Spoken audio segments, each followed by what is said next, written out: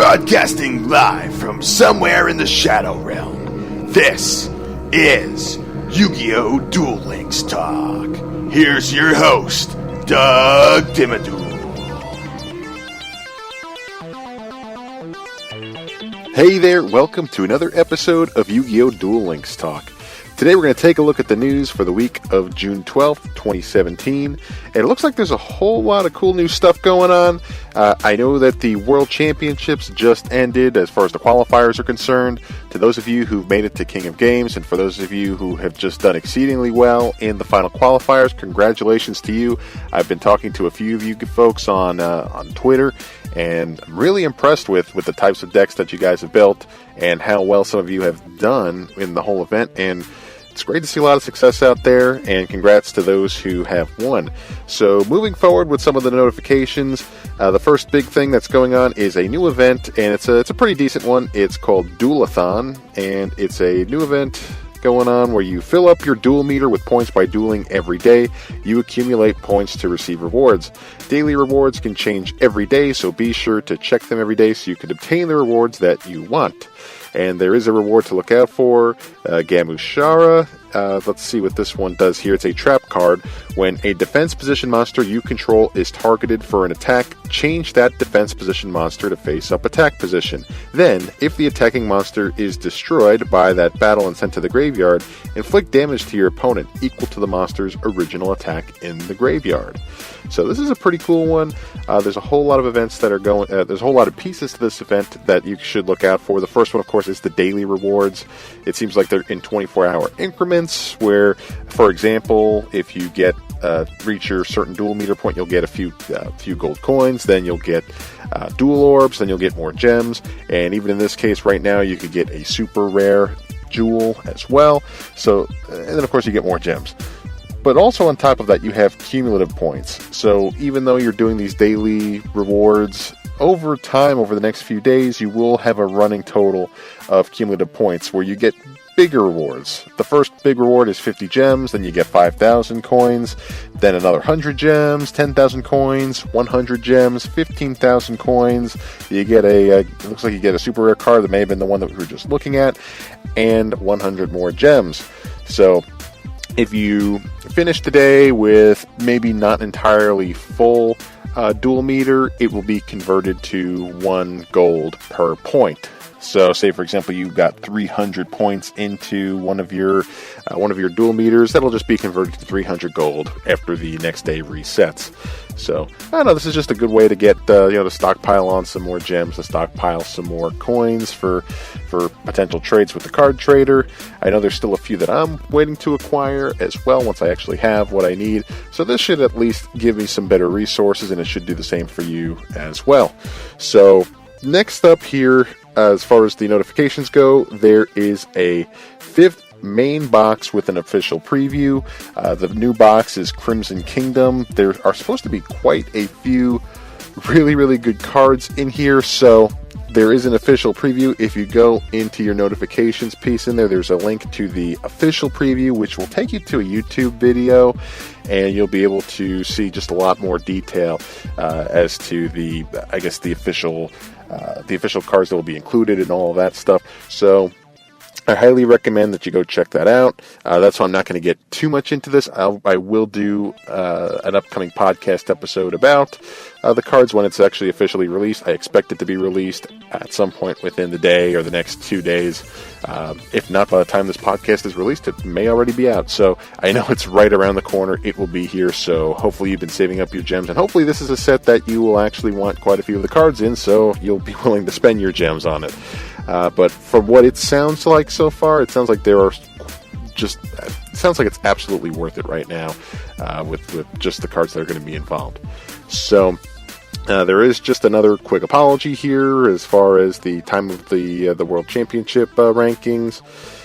They're aggregating points and stuff, but by this point looks like they have everything set up as far as the rankings are concerned. So it looks like they've already determined who out of each group will be attending the finals over in Japan. Which brings me to the next news topic here: the move of the World Championships from the original location of London over to Japan.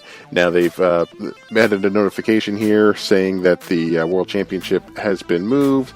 It seems like it was due to safety reasons and other concerns, just kind of outside of the feasibility of the actual event itself. But it makes sense putting it in Japan, seeing as that's where Konami is based. Would have been nice to have things in London, I'm sure, for those of us who are in Europe and stuff like that. So at least, would have been easier to travel. However, Japan, I don't think too many people are going to complain about going to Japan for anything, because that seems to be a hot spot for tourism anyway. So a lot of cool stuff to see while you're in Japan. Hopefully those of you who have made it, congratulations again. Hopefully those of you who have made it there will have a great time in Japan. And I mean, I'm jealous of you that you get to go. We'll just leave it at that. So there are just a few other, it seems like there were a few other issues that it seems like Konami was trying to patch up within Duel Links this week regarding match processes and cumulative rewards for the Duelathon. So it seems like what they're doing is they're just patching up a few bugs that they've been finding. But other than that, it seems like those are a lot of the major news pieces. Now there is one, I would say right now it's more of a rumor that's floating around. It seems like within that official preview or one of the videos floating around, there is, it seems like quite a few of the viewers noticed a tiny detail within some of the card lists for certain decks. They noticed that there was a little symbol of the number 1 on the corner of the Dark Magician cards. Now, what that leaves people to believe is that Dark Magician may end up being limited to 1. Now, is this a good thing or a bad thing for the game? I'm not sure, but seeing as how Dark Magician is one of the paramount cards, one of the big original cards within Yu-Gi-Oh!, it seems kind of odd that it would be limited to 1. But from what it sounds like, because of the current setup of the meta and how with 3-star demotion decks, it seems how they've been building a lot of Dark Magician decks that have been having a lot of success.